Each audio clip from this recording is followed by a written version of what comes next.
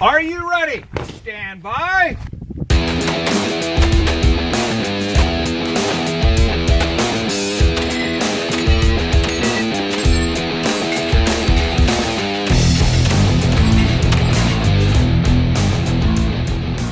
Hey everybody, I'm Dave Hartman, and welcome to The Three Gun Show, the world's largest three-gun podcast. This is episode 244, where special guest Adam Maxwell and I break down our experience at the North American Sniper Championship. This was a really fun experience and something completely outside of my comfort zone as a long-range match, which I've never done before, so this is my first time. Also, borrowed gun, borrowed ammo, etc. I really came with nothing of my own except for my clothes. But it was an exciting match, and it definitely has piqued my interest in long-range shooting. So we'll get into the backstory on the match and why we shot it in the podcast here, so just sit tight if you're a bit confused as to why a couple of three-gunners went to a police and sniper match in the first place. Also, in the podcast, we are driving as we recorded it, so if you hear road noise or pauses while we're avoiding traffic, just bear with us because we do end up finishing all our thoughts. Before we get started, I hope you enjoyed last week's April Fool's podcast. That's right.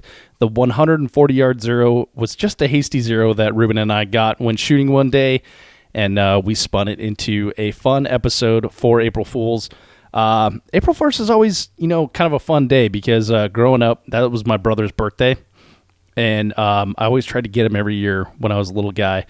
But he's like hyper aware of April Fool's jokes, as you can probably imagine. So I enjoy April Fool's. April Fool's is also the anniversary of the podcast. So it's kind of fun to do something like that. And Ruben and Adam were down to record it. So that's why we did. Hope you didn't get too deep into changing your holds before you figured out the joke, but we just couldn't resist. Also, if you like the show, go ahead and hit that subscribe button in iTunes or Google Play, Spotify, wherever you find your podcast content, and comment on the show here. Let us know what you think of long range matches, of trying something new. Is that something that you're going to do in the future? Do you have anything outside of the ordinary or outside of your comfort zone planned? And, all right, yeah. Now enjoy this recap of the North American Sniper Championship with my sniping teammate, Adam Maxwell. Adam. Dave. Partner. Welcome back to the show. Spotter. Yeah, buddy. So, North American Sniper Championship. Let's, do you want to do the ad-libs? North American Sniper Championship is in the books. Yeah, man. Really want to thank all my sponsors. My gear ran great. Thanks to the Hornady ELD that I was able to shoot. My PWS rifle and dead air suppressor with ADM scope mount that I torqued with my Vortex torque wrench. There you go. So, and hyperfire trigger. So all kidding aside, we just shot the North American Sniper Championship, and this is kind of interesting. So let's fill the audience in on what the match is and how we got invited to it. Okay, so I'll try to keep a long story short. Yeah. But give us the beats. As a lot of the listeners know, I'm in the military law enforcement sales section or team of Vortex Optics, and we have a guy internally. A lot of people know Ruben on the three-gun side for Vortex sponsorship. Ruben's counterpart in the PRS side is a guy named Nick. Nick comes up to me one day in the middle of winter and basically said, hey, I'm like triple booked for this particular week in April. This match, this North American Sniper Challenge, is all championship. Championship is all military law enforcement guys. Would you be interested in representing us there, as a vendor? And I'm like, yeah, sure. Like, those are your guys. Yeah, I'm down to party. And so going down, so I'll transfer his email conversation over to me. I started talking to Jeremy about, all the logistics of being a sponsor and whatnot. And then he starts putting the heat on for me to shoot. And I'm like, well, I mean, I'll try, but I've never shot a precision match before. So, I don't really know what I'm doing. I shoot 3-gun, but I don't really. It's not my game, so like I would be learning. Oh yeah, that's fine. No, we really want sponsors to shoot with the guys, which is actually a really good idea. Yeah, which is actually really good. And his idea is right on point because you get a lot more contact with the guys being on a squad than you do setting up a vendor table and waiting for them to walk by when they're bored. Well, and the other thing is we just came off the Magpul Texas 3-gun championship. And Dwayne Liptak from Magpul, the executive vice president, was shooting the match. And I remember the first time I saw him shooting the match, actually I was on a squad with him now I think about it, but I thought, wow, that's freaking cool that he's out there doing the things that I do. Like, it makes you connect more with that company, right? Yeah, and definitely felt vulnerable a little bit because we are somewhat fish out of water here because there's definitely nuance to this game. Right. Well, how did I get wrangled into this? So we go down the rabbit hole of, okay, well, I'll shoot, and he's like, well, it's a team event, so you need another guy. And I was like, well, okay, everybody internally is already spread thin because hence the reason I'm going. So my first thought is, who better than one David Hartman to come with me, and then we can, content for the podcast. So I was like, man, yeah. I think, I was like, hey, Dave, do you want to do new and interesting content for your show? And I was like, I love new and interesting content for the show, but I don't have a 308. Yeah. Or a 6.5. Yep. I will buy one. I think that is what my plan was. Like, yeah, I'll totally build one. Yeah. How'd that go? It did not. Yeah. So. Well, because you said like, oh, we got loaners or demo rifles or whatever. Yeah, we got tons of guns, but as is typical, this time of year, super busy, so it gets down to the wire, and the ones that I was planning on using weren't available, and so all of a sudden it's like, well, what is available, and what scopes can I put on it? So we pulled some 3-18 by 50 Razor Gen 2s, which were recommended to us by a friend. Yeah. So we pulled them out of the demo inventory, slapped them on. We had one JP LRP07. We had an ADM. I forget what they call their large. I forget what their model is, but it's the heavy frame 308. So it's the large frame 308 ADM. And then, of course, I personally had a PWS 308. And I set that one up with a little bit different scope because we kind of got some early information that sometimes you want kind of like a long range and a recce combination. And that's what we kind of thought it would be for a 2-gun. We thought it was going to be like a sniper team situation, right? Where you've got one guy that's like actually sniping and the other dude is like Overwatch for the sniper, right? Yeah. And so we figured it would be like one rifle would be a 5.56, one rifle would be like a 6.5, and then we ended up with both having 308s. Yep.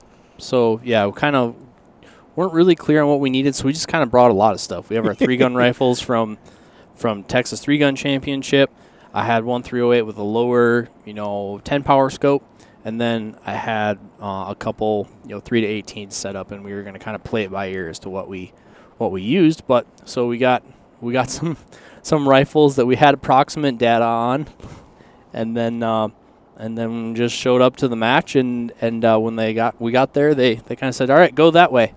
And so we went that way and started getting briefed on stages and flinging bullets. Yeah, it was pretty nice. We got buddied up with someone on our squad right when we were there. It turns out he was like 3rd or 4th in the match or something like that. Mm-hmm. But, yeah, so let's back up just a little bit before that. So Texas 3-gun championship happens, and for me that was like 5 days of run around, getting content, helping with match things. Straight media, no shooting. Straight media, no shooting. And then I did the little talk before the prize table, announced the top winners of all the divisions, and then stepped off stage, jumped in my truck, went home, changed my clothes real quick, unpacked my suitcase, repacked my suitcase, uploaded some pictures for Garrison at Texas 3-gun championship to use for content, and by that time you had showed up at my house because you'd done the prize table walk. Mm-hmm. And then we just drove straight to Jackson, Tennessee Yep. which was a 12-hour drive? I think it was 10 hours. 10-hour drive. But we didn't start till 5. Right. And so we got in to our hotel like 4 minutes before 5 a.m. Pretty much. on Monday morning. Yeah. And then I think we got an hour and a half of sleep. Yep. Got an hour and a half of sleep, and then we went to the Sniper Championship. And I guess they must have known, like, right off, or told dudes on our squad or something, because we started getting a little grief for being tired right away. Yeah, a little bit, because they had like a registration and a sign-in on Sunday night. Right. And so we missed that. We told them we were rolling in hot on Monday. And they're like, yeah, that's fine. But, yeah, we pretty much showed up. There's a parking lot full of unmarked black and whites. Oh, my God. Like, so I call them narc cars, like from back in the day when I was a kid, when, you're 16 and you're pointing out cops to your buddies as you're driving. Yep. Like, narc car. But, oh, my God, I have never seen, like, first of all, there was no foreign cars there whatsoever, not even like a Toyota pickup. But I've never seen a bigger collection of every type of narc car that Ford, GM, and Chrysler offer. Yes. Like, there was Explorers, Durangos, Tahoes, Ram pickups, Silverados, Ford F-150s. There was Crown Vics. There was Dodge Chargers. I mean, like, everything. Yep. It was crazy and also kind of cool. Yeah. Because you're like, all right, now I know what to look for. Yeah, like, now we're here with the cool kids. Just look at the license plates. Like, okay, Mississippi. Yeah, they've got a lot of pickup trucks. Yep, Mississippi, Tennessee. Who else? Dude, it was pretty much Mississippi and Tennessee. There was some Texas license plates. Not very many. Yeah. But yeah, this is the North American Sniper Championship, and apparently it's growing bigger and bigger every year. But it's almost like a border war of the South right now. It's hosted by the Mississippi Tactical Operators Association. Right. Which officers. Yeah. For those not familiar, there's chapters of that organization in pretty much every state or every 3-state area. Is that right? Yeah. And then there's a national conference, NTOA, which is the umbrella over all of them. So it is officers, right? I believe it. Pretty sure that's what it said. I believe it's operators, but is it operators? It's the SWAT side of things. Okay. Well, anyway, so and then we had a bunch of teams from California. There's a couple Army teams. Yep, San Diego sends a lot of teams. Traditionally wins it. I think there's 1 or 2 Army teams. Mm-hmm. Yeah, and so it was at K&M Precision Training, which is, like, right now is the nicest facility I've ever been to. Certainly, yeah. I mean, if you could picture a pro level golf course, yes, for precision rifle shooting, like a country club. They even got the little pond in the front that you're not supposed to swim or fish in, but for some reason they have a dock there.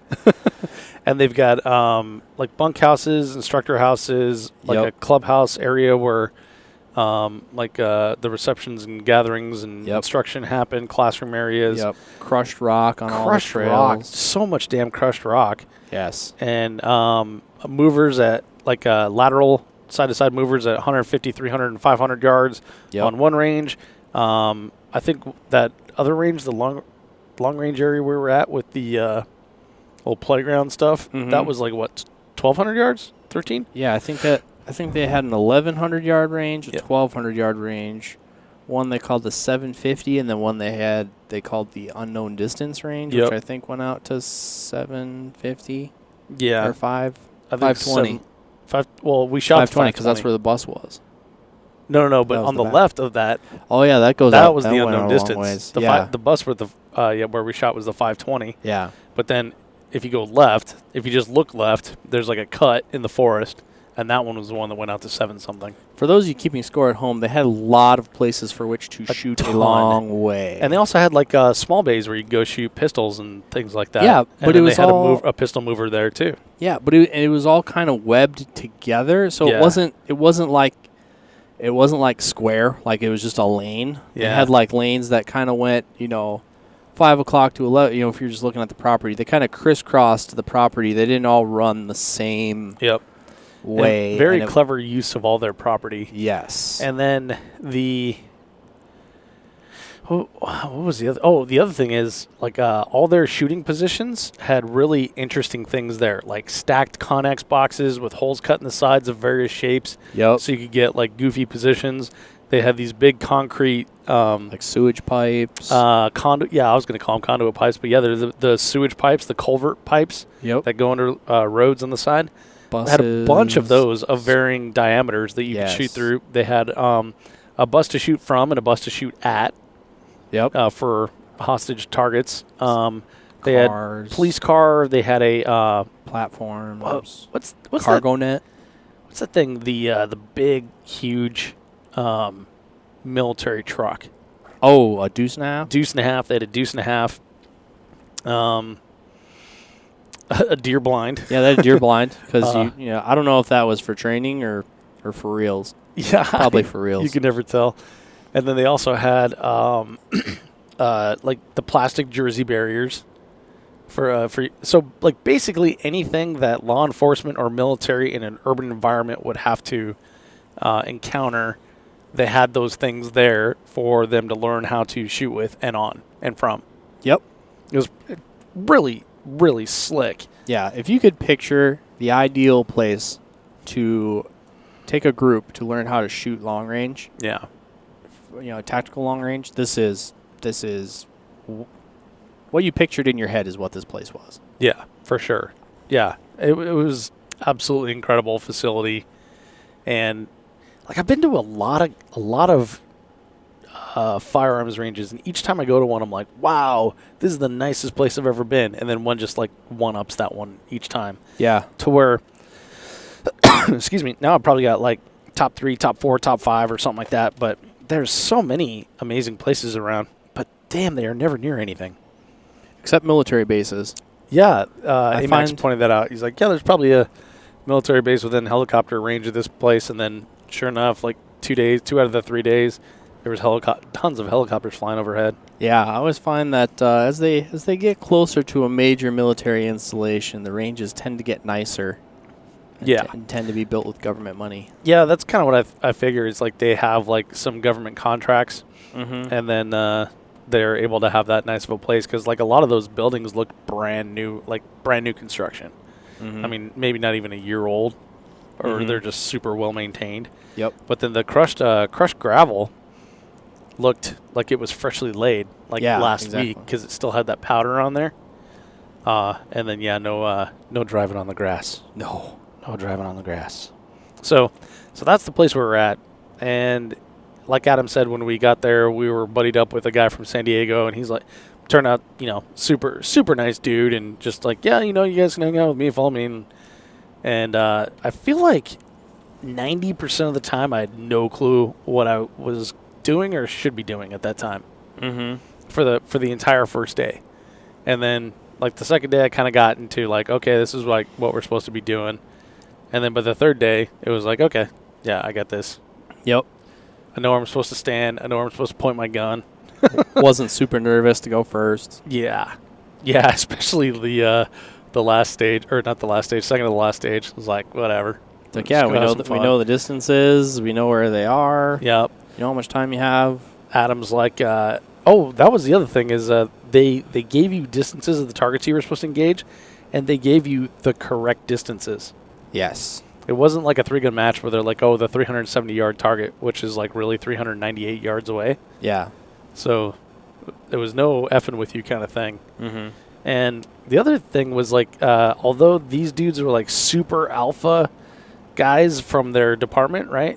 They were friendly with each other and super competitive, but not to the point of like, temper tantrum, or at least I didn't see it on our squad, temper tantrums or anything like that. It was like a relaxed, more a camaraderie type thing where they're competing within the competition, but then as soon as the guns go up, it's, laughing and joking and having fun with each other, Yeah. Yeah, I wouldn't say, yeah, they were pretty, like even in 3-gun, like when they get ready to go, like people's like, they need to go into their space and get, in tents and whatnot. Like, none of that happens. Yeah. They're just kind of like, oh, it's our turn? All right. Yeah. And that was the other thing is because we're from the South, there was a lot of All right. And just like super, super relaxed dudes. Yeah. Like everything you imagine about the South, right? Yeah. A lot of tobacco chewing. It's like, oh, man, we suck. Bang, bang, bang. Yeah. Ding, Just- ding, ding. Knocking it out. Yeah. But it was fun. Like I really enjoyed the atmosphere. And it was cool being amongst people that are completely different than us that we shouldn't be hanging out with. Mm-hmm. And not necessarily like, you wouldn't have a beer with them, on a Sunday barbecue or something like that. But just like this is for law enforcement and military. Neither you or I are law enforcement and military. So this is not a club in which we normally hang. Yeah. I would say, I think, if I remember correctly, this is the first year that they allowed and encouraged vendors to compete. Yeah. Like before, you had to be. They were really only interested in having teams from agencies. And I think we were the only ones that were competing as vendors. We were the only vendors that took them up on the opportunity to compete, which was I was really glad we did. If we would have came down and not participated, I think I would have been like, it's kind of a lame waste of a trip. I think two things. I think we would have been bored as shit, Mm-hmm. and then two, like I don't think we would have created like as strong of friendships with the competitors. Correct. Right. Yeah. So Which, as an extension of your job at Vortex Optics, is what the ultimate goal was, right? Yep. If I like to say we're a relationships-based company, and so when we engaged in the event in this way, we were allowed to make those personal connections that we treasure, whether they come out as a sale or a service to the customer or not. We want to have relationships with those people and engage them in the space so that hopefully someday they are customers if they aren't already. Yeah, and it was kind of exciting to be able to chat with people about their wants and needs. We had Vortex spotting scopes and Vortex binos on every stage, and we got to show them the UH-1. They got to shoot that on like a CZ Scorpion on one of the two-gun stages. Yep. We got to show them some slide ride dots for like a pistol that you brought out. Yep. We had a bunch of you did a dealer training on the way to Texas 3 Gun, so we had a bunch of guns there. Yes. With all various type of Vortex 1X and low power or variable optics on them. Yep. All stuff that's like right up their alley. Yeah, and the most popular one was probably the Fury rangefinder binocular. Yeah. That got more interest than anything, I think. I am so surprised, like no matter whose hands I put that into, they just get totally pumped. Like there was one guy on the very last stage of the day, he asked, hey, do you have some binos I can borrow? I'm like, well, sure, of course I do. So I handed him the Furies, and he's like, oh man, these are really great. What distance are the targets? And I was like, well, press that little button right there. You will find out. Yes. Yeah. So he was completely blown away by that. Yeah. Those things, they kind of outdid themselves on those things. 5,000-yard rangefinder in a binocular. Yeah. That that connects with a lot of people in a lot of different applications. Well, and talking to these guys, they're like, well, now I don't have to have a spotting scope and a rangefinder. I can just have these binoculars and knock it out right there. Yep, for sure. Yeah. So that worked out pretty well. But so let's talk about the shooting. Okay. How about that? How about that? So okay, we got the new guy Mercy call on our first stage, and they let us go last. Yeah. Yep. Which was a fairly straightforward stage. It was definitely one to get started on. Yeah. It was like we had to climb up a staircase to a Connex, and then they had like simulated rooftops, which were basically just like 45-degree right, 45-degree left, and 45-degree front that were covered in carpet. Yep. And if you shoot 3-gun, you've shot off of rooftops many times before. So Adam and I saw that, and we were like, well, yeah, got this. And we were definitely comfortable shooting 300 and 400-yard targets. Yeah, exactly. 300, 400-yard targets. Full IPSC. Back it off to like 4 power. Yeah. And, because I was shooting a first focal plane scope at 3-18. So, yeah, anywhere I had it was perfect. No wind, so just hold it in the center. Of course, mine was like, kapow. bong. But then, so the sideways roofs, you had to shoot like one of your partners one way, one partner the other way. So AMAX is lefty. Yep. That worked out perfect for us. Yep. So that was like a 6-round or 8-round stage. All the stages were really low round count. Yeah, so it was by like 3-gun standards. I think it was 4 rounds apiece. So Yeah. there's one hit each target from 2 positions. That's what it was. Yeah, and so then that's when we learned that we need to not shoot at the same time because they can't call double hits, or it's more difficult to call double hits. Which was a concept that we were really dense about. Yeah, it took us Right up until the end, we were shooting both at the same time. exactly. Yeah, but it's weird because like you're trying to control your breathing and your heartbeat and your movement, and then you got to go me. Yeah, it's like I shoot now. It's like I'm ready. He's not shooting. Okay, maybe I'll shoot first. And that's about the time that Dave thought the same thing. Exactly. Kapow. I was like, damn it. But yeah, it worked out okay. So that was our first one. And then what was the second one? The second one was support side shoulder. Yes. We had to shoot 5 to 750 yards. This stage was weak called shoulder. the other strong hand. Yeah. And so you had to shoot so weak shoulder, weak eye, but you were allowed to use your strong hand trigger finger, which I tried that and it did not work. Oh, I should also mention I didn't have a bipod. Which seems like the most basic thing you need as a sniper. Yeah, so I realized this and ordered another bipod to pick up at Brownells on my way down. I actually space cadetted myself and ended up making 2 orders. So when I went to the counter at their retail store, which is awesome, by the way, and if you ever drive past, you should go in and Absolutely stop at there. Brownells. Brownells is amazing. I was like, hey, I have 2 will call orders to pick up, and I gave him my name. And she brings me this, oh, yeah. Like she knew, oh, yeah, you're the guy. Because they had been there for a couple days. And she brings this big tote box. I'm like, oh, yeah, it looks like all my stuff. And so, I took it. And then get, halfway across the country. And I was like, wait, I wonder if my whatever were in there. And I went and looked at, no, I only had 1 of the orders. And so the order that didn't get picked, that I didn't get, was the one with the other bipod in it. Yep. So the whole weekend I was using a bag if I could, or stacking bags on top of each other, which I don't think you're supposed to do. Well, I was. Well, they didn't stop you, but I was. No, fortunate I mean, enough, I don't think is the proper way to do it. Is what I mean. Yeah. Well, I was fortunate enough that enough of the guys at the office kind of like Mercy loaned me whatever bags they had, so I think we had a pretty good and diverse assortment of bags. Like we had some big puff pillows. We had some little ones that you'd strap to the handguard. We had a sandbag that I kept calling the octopus, or the platypus, or the otter. Yeah, I think it's officially called an udder bag by otter bag. An udder bag. Oh, udder. Yeah, like a cow. I thought you said otter. That's why I kept calling it the octopus. Yeah, I was trying to think of other sea creatures. Yeah, but basically it's got four tendrils like a cow's mammary gland. So when you strap it to your rifle, like it's really good for like walls and stuff. Like it'll straddle walls or pipes. And it's heavy, so it doesn't move. Yeah. And then I had a couple decent like rear bags. So like we could. I would have called it like the milk bag or something if I would have known that. I wouldn't have been calling it the octopus the entire weekend.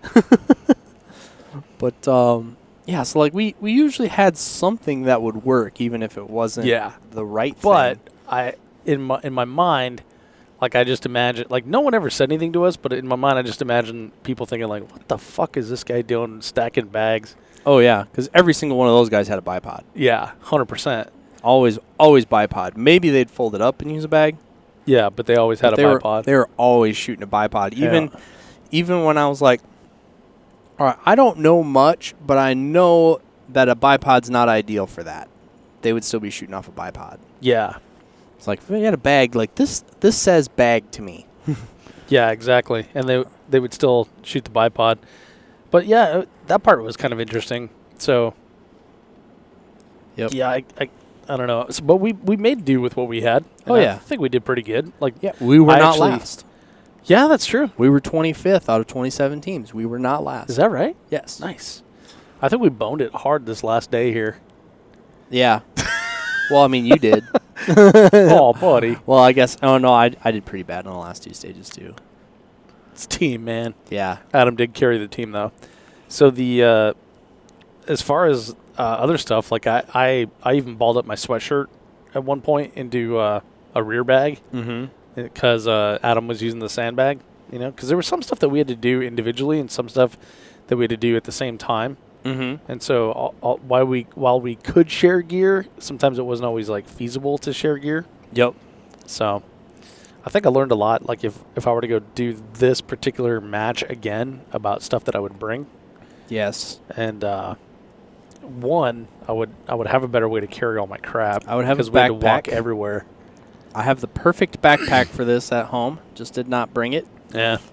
This was not a work from your truck thing, and No. I saw no carts at all. I don't know if you might get your ass kicked for bringing a cart, but It'll definitely make fun of you. definitely make fun of you. But we had to carry everything everywhere, and we had to carry it in our hands because of the methods in which we had to house our ammo and our magazine and stuff. Also, gas guns. We shot gas guns. Yeah.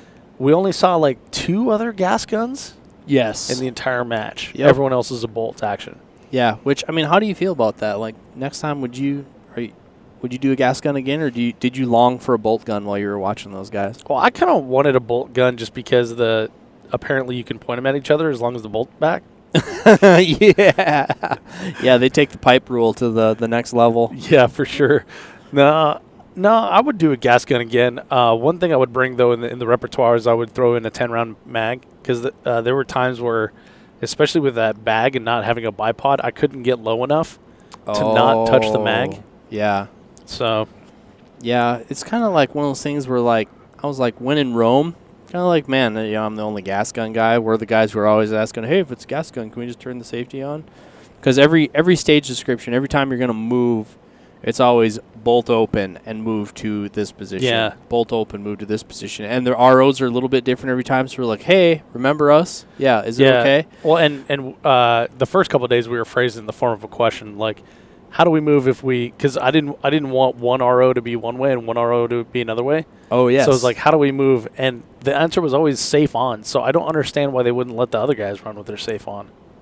I don't know either. I've heard from other guys that they make you turn the safety on just to kind of like level the playing field with the bolt gun guys. And also like typically. No, I mean when moving. Like, how come they had to put the bolt back and instead of just putting the safety on? I think that's standard etiquette. Kind of like having your action open in sporting clays. I think that's just the etiquette that they've arrived at. Okay.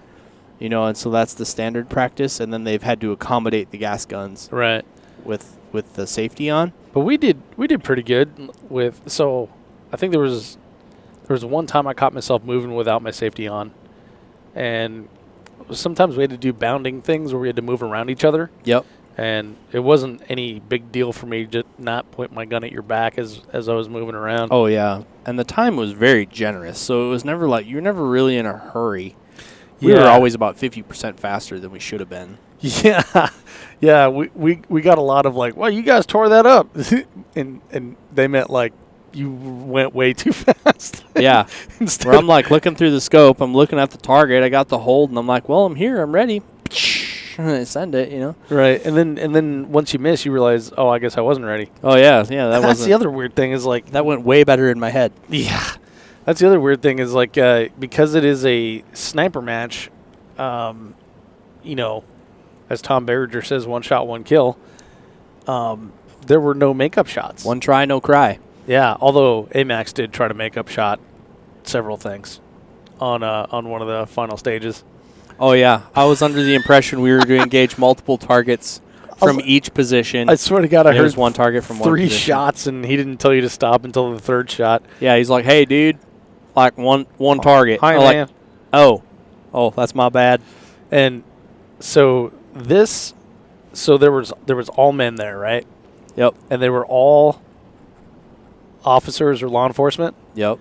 And the amount of F-bombs I heard over one weekend, it seriously was like the or and it just like made me laugh of like this is the culture of like good old boys just hanging out, doing fun things kind of stuff, Yeah. Yep. Everybody had to dip in except me. Yep. And there was training component to it as well. Like the second day, there was like a mover clinic, there was a practice clinic, and then because of that and the competition, like these guys actually got certificates for completion of training. Oh yeah. Yep. This 32 all hours of happened training. a Monday through a Wednesday. Uh-huh. So you can tell it's a professional thing when that's the norm. The other thing I thought was interesting too, and I think 3Gun could maybe pick up something from this, is like that morning session, like they designated it for vendors, so they were highlighting the sponsors at different stations that they would rotate around to. Some of it live fire, some of it not, and then they had those clinics, so like the mover clinic. Now I've shot movers before. For some of my internal training, so I was kind of like, no, I'm good. So I'll stay over here at the booth. So I shot the mover at Vortex Optics just on paper, but I just took whacks at it. I didn't understand the theory. Yep. And so I was really excited to get to go over there and try it out. Right. And I definitely wanted you to try it, but like they're getting me to go over there, and I'm like, no, I'm good. I'll stay over here. I was like, well, I'm here professionally, so I should really be engaging customers. So I elected not to do it, but I'm picking up on what they were putting down now. Later that afternoon, the stages involved movers. Yes. So and then the part that I elected not to do was the practice session, and then turns out the practice session was on all the obstacles that we were going to do in the later part of the day. Right. Which, whoops, I could have used that help. Yeah. So you had jam session time on all the tricky stuff. Yeah, and setting up positions and everything. And now that hindsight being 2020, I wish I would have done that. But right, all that was for me to say that the dude that taught the mover class, he used an F-bomb, like a capitalization and a period to every sentence he said.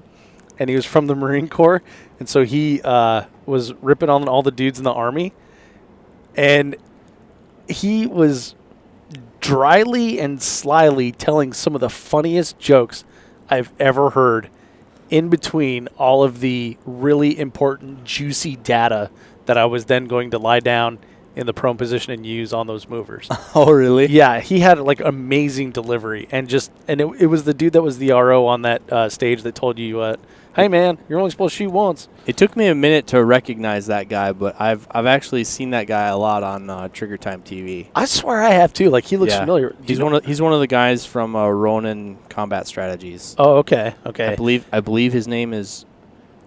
He's not J-Bone or what. He's Redding. I think his name is Jason or something. That could be. So his so he said that he had I think 8 years in the Marine Corps and then 15 years as a Mississippi sniper, SWAT sniper. I don't remember what county he said, but so huge amount of experience, and he taught. So for folks listening at home, write this down. At 150 yards, it is a 1 mil hold in front of a 3 mile per hour mover, which is the average walking pace.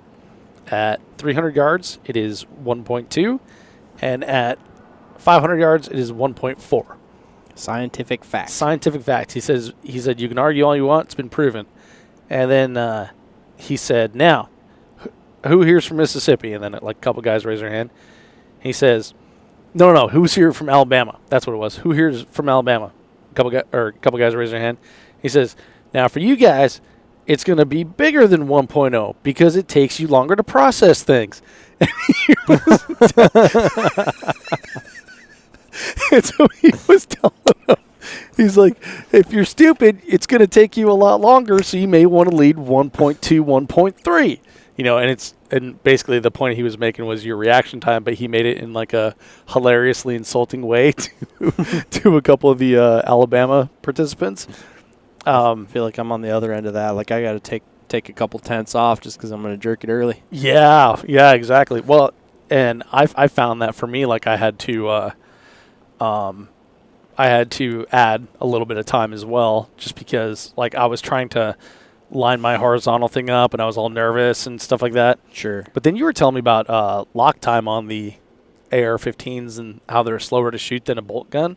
Oh, yeah. And that might actually have something to do with it as well, or at least if it did, it would make me feel better. Yeah, because when I was starting to shoot test groups at Vortex for customer stuff, the rifles we were given were bolt guns, or the guns that we had in rotation were bolt guns, and then kind of had my training wheels taken off, and I went out and did it on my own. And so to do that, I figured, well, I shoot 3-gun, I'm going to shoot all this stuff. I might as well shoot an AR pattern rifle because that's what I need practice on, And my groups weren't as good, so I was talking with my buddy Ryan about it. He's like, "Yeah, dude, the lock time on an AR is way slower than a bolt gun." So he's like, "That's not unusual that you would experience that." So the time it takes between when you break the shot and when the hammer actually lights the primer is a little bit longer.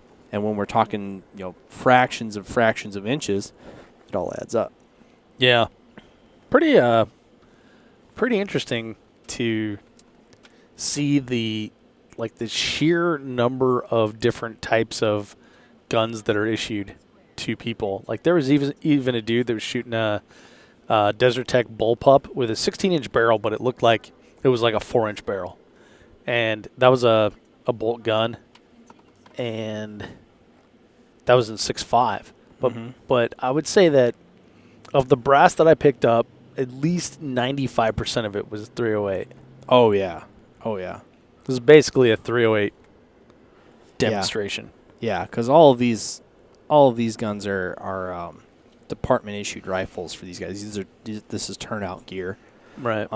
So, and I would say 308 is still got a healthy life ahead of it in those circles, because even if they wanted to rotate out, it's still going to take years for that money to become available and for them to rotate out the rifles. But I think there's still a big following behind the 308 for the knockdown power it has when it goes through barriers and things like that. Because most of the time, when these guys are going to shoot somebody, generally speaking, there's a pretty good chance it's going to have to go through glass first, right, and then get approximately 12 to 14 inches of penetration is what they say in the. Well, and so that was something that you brought with from a class you took or a demonstration. Yep. And then we confirmed with the guys we were shooting with. Yep. Like typically you're going to shoot through glass. Yes. Typically you're going to shoot through, I don't know. There's all kinds of interesting things that we learned along the way. Yep. But I think when you talk about 308, it also has just like decades and decades of data behind it. Oh yeah. Yeah. Whereas 6.5 is the, even though it's been around for over a decade, right? Mm-hmm. It's still the new darling. Yeah. And law enforcement is slow to move in that direction. Right. So, but that said, like, I enjoyed shooting it. That was fun. Absolutely. Yeah. It was cool. I would like to have a suppressor. I did get a lot of like, man, your shit's loud. Yeah. Like, yes, it is. Thank you. Yeah. Even though only maybe 30% of the guys on our squad had cans. Yeah. But unfortunately, I had the most obnoxious brakes possible. Yeah, you had a 3-port brake on a Yeah. 308, so that's obnoxious no matter how you slice it, especially when you have to shoot through loopholes and confined spaces and stuff. Like we had to shoot a lot out of shipping containers and and I tried to get my muzzle through everything that I was shooting. Yeah, let me do it. Or yeah, if we were shooting a loophole, which is you're shooting through like a window or literally a hole, some distance away from your muzzle, I would tend to let Adam do that one so I wouldn't be blasted. And then in the concrete culverts, I tried not to shoot through those. There was one I had to, but I tried not to shoot through those just because I knew I was going to get blasted. And the one that I did shoot through, I made it my last shot, and I crawled all the way through, and I thought I got my muzzle all the way through the thing with just my body in the culvert because we had plenty of time. Mm-hmm. And then when I pulled that trigger, like my nose immediately started running. I was like, oh no, I did not get that all the way through, but luckily I was double plugged. I double plugged like almost the entire time. Yeah. If I was going to have to be close to you, I definitely double plugged. Yeah. Sometimes if we were spread apart, I wouldn't, or sometimes I forgot, and I only had my one layer of hearing protection in. Yeah, we were going fast on on the I think it was on the mover. Mm-hmm. We were going fast on that. It was just like, green shirt, you do 3 rounds. Red shirt, you do this many rounds, and on down the line just again and again. Mm-hmm. And the poor dude next to me was like, man, that thing is raucous. I was like, yeah, I look to my right and left when I lie down on a line. I suggest you do the same. I felt bad. I mean, Yeah. but what are you going to do? I always find it interesting how like gun people, they like to make loud noises, blow stuff up, and whatnot. But all of a sudden, when they're muzzle brake, they're like, "Oh my God, it's too loud." Yeah. It's like, it's kind of hypocritical. I really like my hearing. Oh yeah, I'm not saying that you shouldn't take precautions. It's just always find it interesting that like where the line is. Mm-hmm. Well, I remember when I worked at Lockheed Martin and we had a range out there. I was out there shooting with my buddy who was sighting in his elk rifle. It was a 30-06. Mm-hmm. And at the same time, I was like, I'll just go get some practice on my AR. So I was shooting steel out to 300 or something. Mm-hmm. And when I was done shooting a mag or something, I get up and his dad's like, "Oh man, that thing is so loud." And then kablam! Seth rolls off a round on his 30-06. Doesn't even blink. Like, really, you don't think that 30-06 with no muzzle device whatsoever is... That's why. I find it amusing some of the imagery people use for describing muzzle brakes. They're like, it's like getting punched in the face, blah, blah. And it's to me, I always think of that reporter who shot the AR-15 and then, like, feigned, like, PTSD and, like, he broke his shoulder. And when I was like, really? Like, punched in the face? Like, I've been punched in the face recently, and it's nothing like that. Yeah. In fact, it's... How about I punch you in the face? Yeah, like... And you tell me, was that the same as my 3-port break? Yeah, I think we need some comparison here. But anyway. Yeah. Lots of suppressors, though. So there was a ton of stages in this thing. Like, we did, 8 stages a day. Yep. And they were very short stages. Some of them were very short stages. The longest stage that we did was a 5-minute par time. And you and I smoked that one. Yes. We did really well. I think we missed 1 shot. No, we missed 2 shots. Mm-hmm. And one of mine was the thread the needle thing. I think I skipped it off the ground because I didn't have a bipod or a great position. Yeah. And everything I brought with me, I had stacked already. Mm-hmm. Should have put my hand in there. I didn't even think of that. There you go. But yeah, that was one where we had to walk up a hill and shoot out. That was only 300 yards though, wasn't it? Yeah. Yeah, so that was 300-yard full-size dipstick. You had to walk up a hill, shoot from these concrete blocks that look like Legos. Yes. And then you had to walk down the hill and then shoot from. What was down there? What was the first one that we shot from? The first one, the pipes. Yep. There was a concrete pipe. Yep, concrete pipes, and then we went to.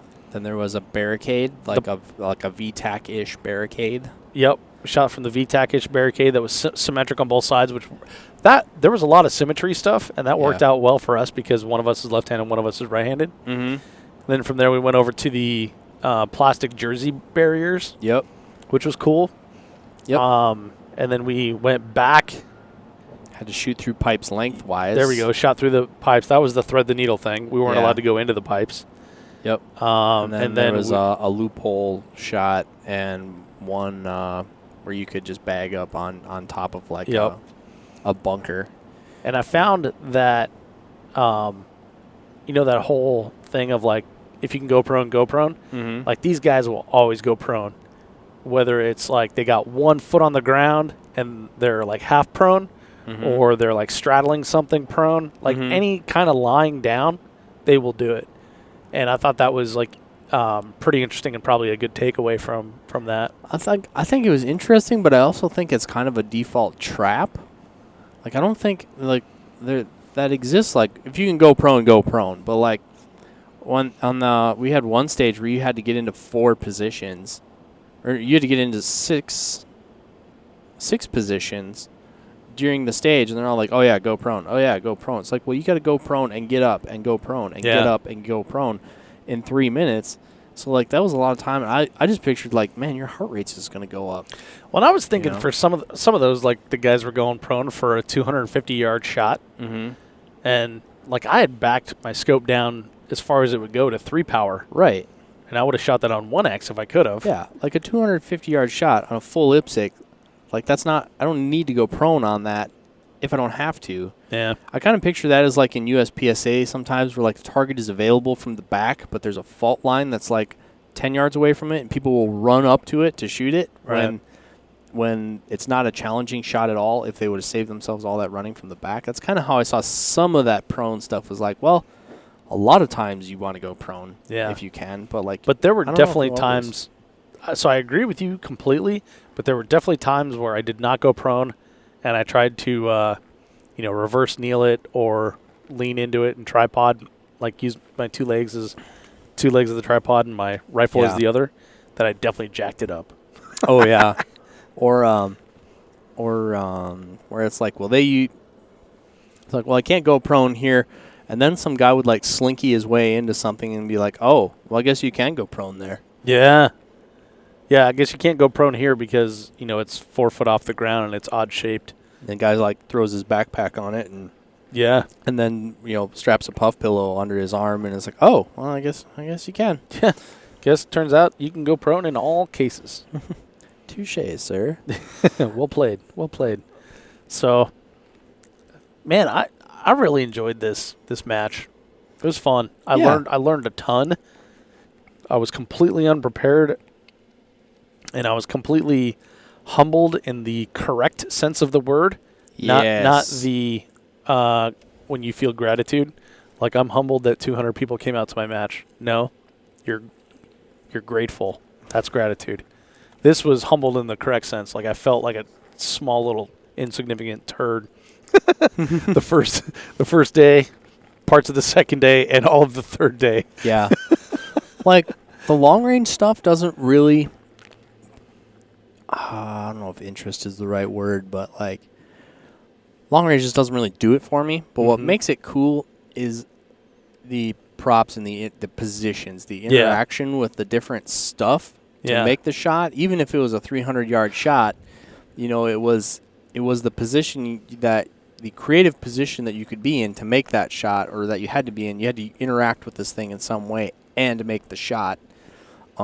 So I kind of like that trick shooting aspect of it. Yes, and that's one thing that you and I were talking about is like there was nothing really interesting about the targets we were shooting. Nope. They were all just static steel. They weren't even flashers. I don't think any one of them had a magneto speed. Nope. And that other than the movers, right? Those were interesting. Yeah. But it was all the positions that we were required to do that was interesting. Yeah. That part was interesting. Yes. So absolutely.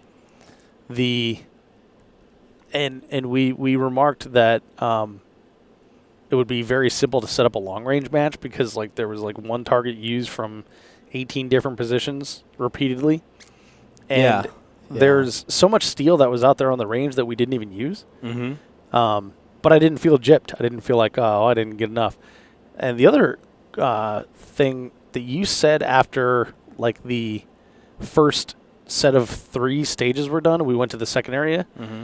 I said, like, I'm having fun. And you said, I can see why old guys would like this.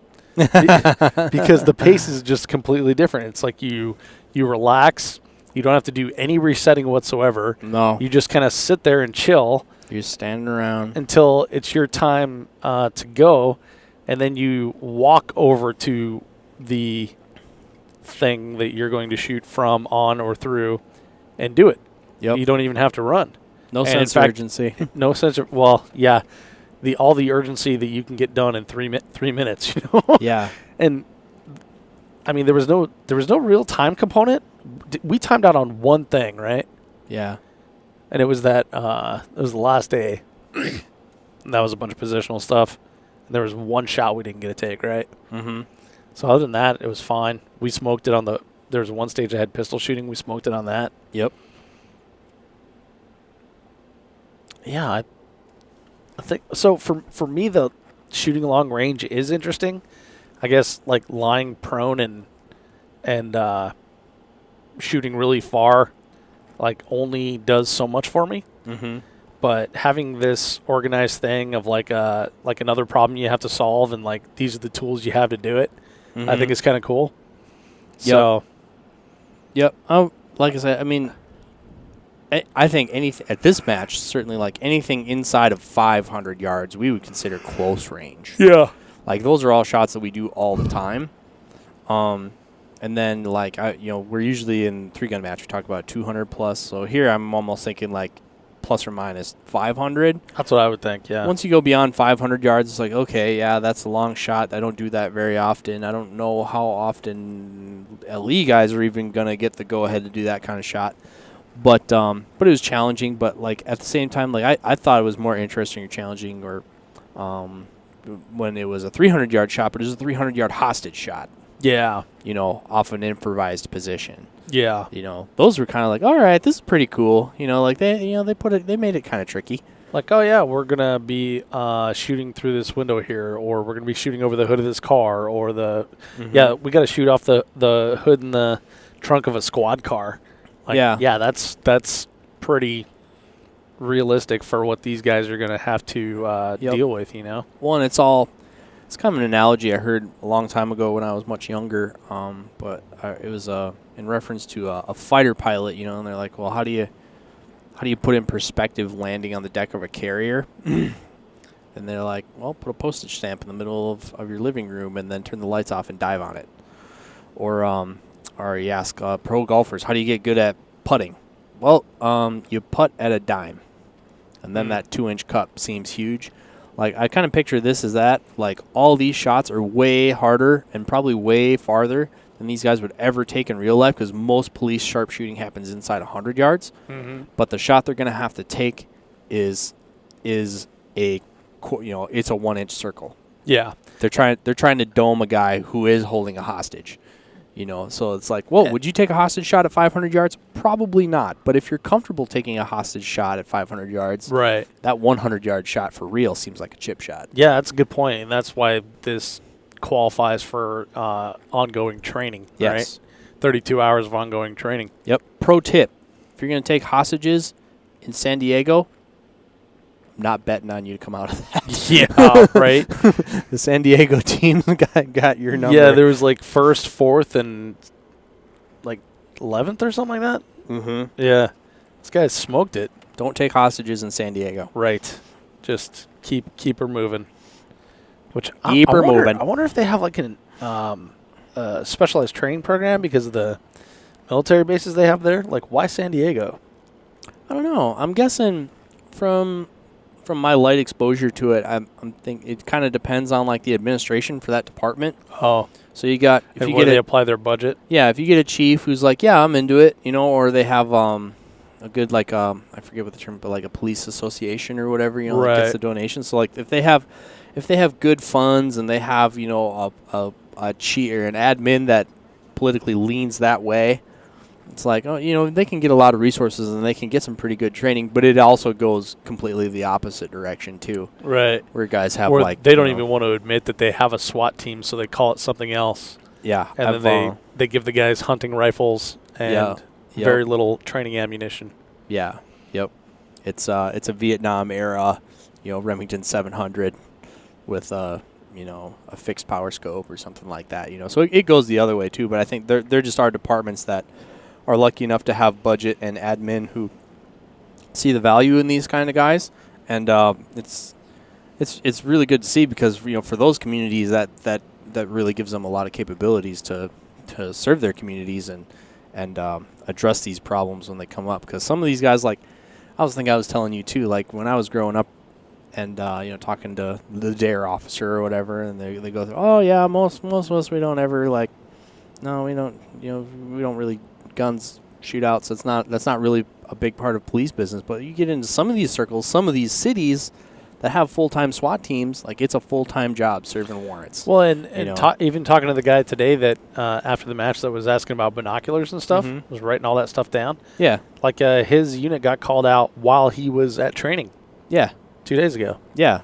So I mean, I'm kind of surprised that, like you would think it makes the news every time it happens for how big of a deal it is, but there's some of these guys they're doing this kind of stuff on the regular because that they're the goings on of that community call for it to keep the peace. So Yeah, it's interesting.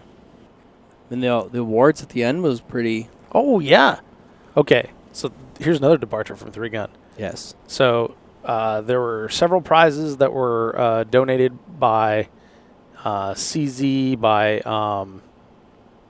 Deep South Tactical, Deep South Rifles, Deep South Tactical, I believe it's Deep South Tactical. Deep South Tactical, by Mission First, and Vortex, of course, Vortex Optics, and several other companies. They put, and while there was numerous prizes, they put them in 10 clumps, and the top 10 of the match took a clump, right? And they said, number 9, this is your prize package. Number 8, this is your prize package. Number 7, and on and on and on until the first place, right? Yep. And everyone clapped for those people. You didn't hear any snarky, shitty comments. Not saying they didn't happen, but you didn't hear any from people like, "Oh, boy, they always win," and that kind of thing. No stickers and gun oil jokes. No one complained about getting stickers and gun oil. They were grateful for it. Mm-hmm. You hear that, Three Gun community? They were grateful for it. Unfortunately, the people that need to hear that probably aren't listening. But yeah, well. So yeah, it was cool, and lots of dudes came up and shook our hands. We gave out a lot of baseball caps. Oh yeah. Lots of Vortex Nation fans out there. Oh yeah, even that teams was cool. that weren't using Vortex stuff on their call out rifles. A lot of them came up and said, my rifle at home or my personal rifle, I have this, that, or the other thing. I thought that was interesting. Yeah. Like, you might have to use something at work just because that's what they bought you, but then when you go and spend your personal dollars, you have a Viper 1-6, something like that. So I thought that was kind of neat. Yeah, but they were all, they're all very genuine people. And I find that of the law enforcement, the tactical law enforcement community in general, they're all. Now I remember what I was going to say. They're sorry. They're all people that I can get along with. Yeah. They're all just genuine dudes. They're interested in. We're of course interfacing with the gun guys for their department. That's what I was going to mention. Is a minute ago when I went brain dead, and I was like, "There's one more thing we're going to talk about." There was that that all the you shoot better than cops, and be careful, when you're around cops on the range because you're going to get shot and they're going to point their gun at you and stuff. Oh yeah. While that is true, they had the bolt back, but I would also say that no Barney Fife here. No Barney Fife here. Like these were the guys that when they were moving, finger was off the trigger. When we did the little 2-gun stage, when they had to move with the pistol, finger was off the trigger on that CZ. They flicked it on safe, flicked it off safe. Like these dudes are the higher echelon of law enforcement, and they had very good tactics, super safe, super sound. And there was never like really a time where I felt unsafe like I have at some other events I've been to. Yeah, when you dial the digits, these guys are the guys you're hoping show up. Yeah. These guys were all top shelf dudes. Right. Very very competent in their skill sets, very professional, and willing to help. Yeah, they're just good dudes. Good dudes, and they got a tough job, so it's good to see that they have skills and training that help them handle the stuff that nobody else wants to deal with sometimes. So yeah, so our thin veil of politeness can remain on this society, and we can go about drinking our Bud Light and watching our football. Yes.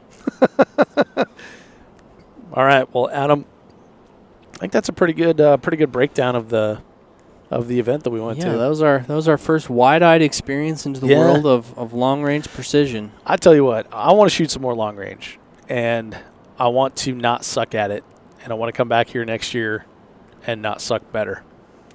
All right. So what are we thinking for next year? We're going to be top half? Yeah, man, top half. That's always that was my first goal in 3-gun, was like I just want to get in the top half. Yep. And this reminded me of it as well, where I went out there and made a lot of noise and then ended up really low on the standings, So, Yep. We accomplished our goal of not being last, and Yep. so now we got to go for top half. yep, there are at least 2 sniper teams in the nation that are worse than us. You said it, not me.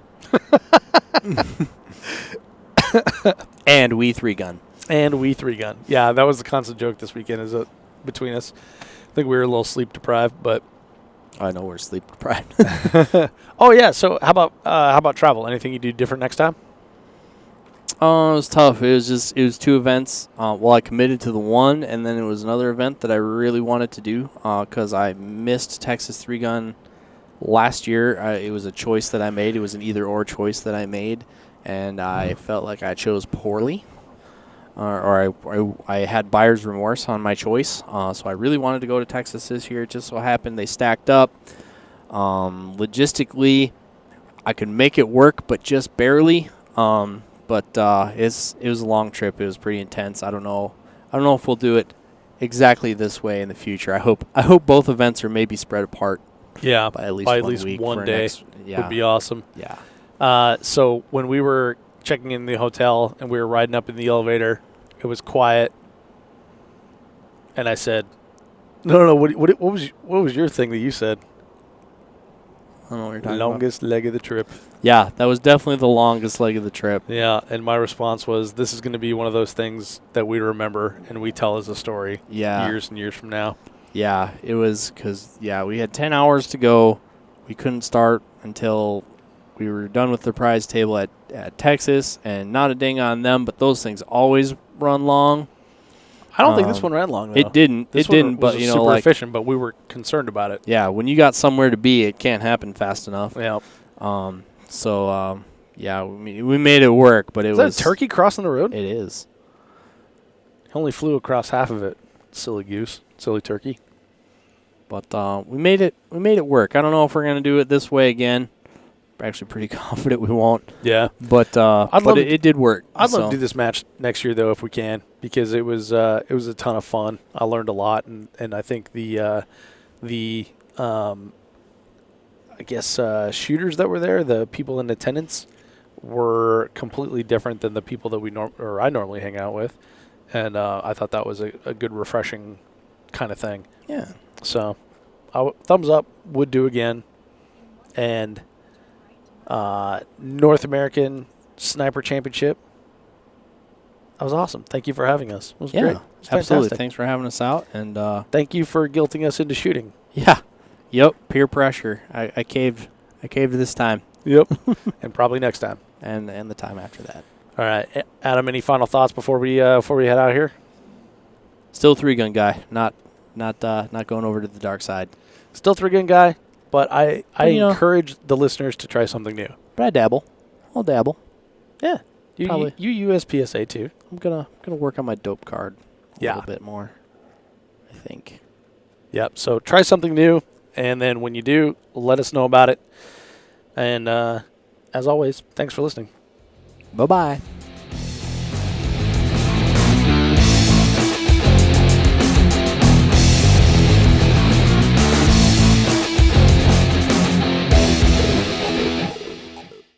If you are finished, unload, show clear.